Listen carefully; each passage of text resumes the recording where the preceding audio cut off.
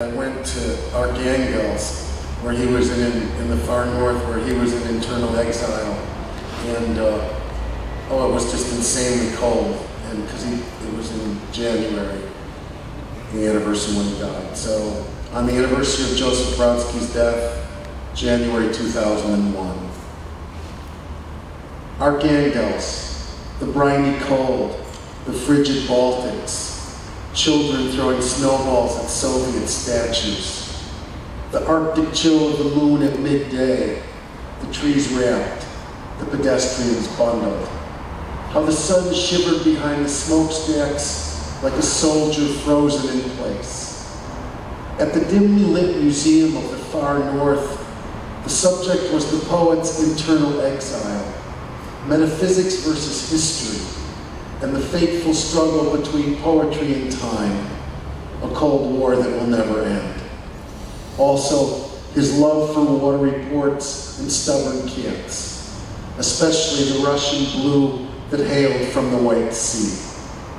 Afterwards, a slushy walk, salty air, sleep in an overcoat in a converted barracks. All night I heard the muffled boots of an army marching through the streets under the thick cover of darkness. But in the morning, anniversary morning, I woke to a magisterial silence. Snow occupied the city.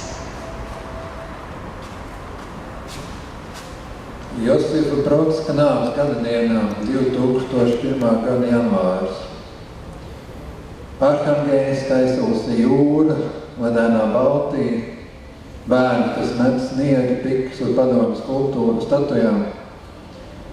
Blāvas mēnes dienas vidus arktiskajā gaisā, koki savīstījušies, gājēji satumtuvējušies, saule aizslēpusies aiz dūmiņiem dreba kā sarkpostenī sastindzis karavīrs.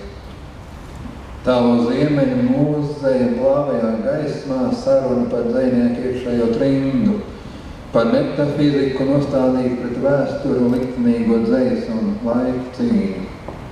Augsto kārtu, kuram nav beigu. Arī par viņu mīlestību pret ostām un stūrgalviem kaķiem, it īpaši krievu zilajiem, kas cēlušies no Baltās jūras.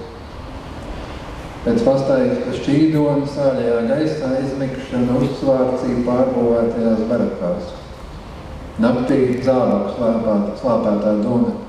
Zem ieras un necaurlaidīgas tumsas armijas soļojot cauri ielām.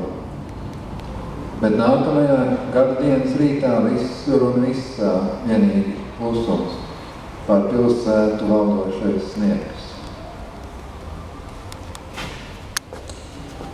And this last poem is called What the Last Evening Will Be Like.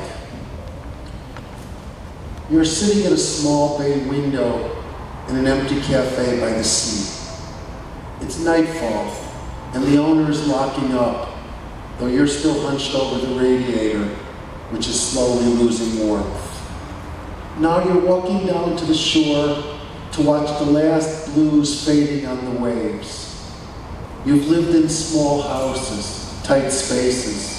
The walls around you kept closing in, but the sea and the sky were also yours. No one else is around to drink with you from the watery fog, shadowy depths. You're alone with the whirling cosmos. Goodbye, love, far away, in a warm place. Night is endless here. Silence, infinite.